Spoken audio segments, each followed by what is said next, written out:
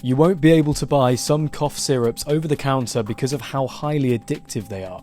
Codeine Linctus is used to treat dry coughs but has now been reclassified and made prescription only. People have been mixing it with things like lemonade to make drinks that look like this and have even been posting recipes online. Codeine is an opiate, so it reduces pain and helps you relax, but users can build up a tolerance over time, wanting more, becoming addicted, and then you risk an overdose. Recent figures even show deaths involving codeine have more than doubled in a decade. It's hoped the change will prevent more people from trying the drug for fun and then becoming addicted.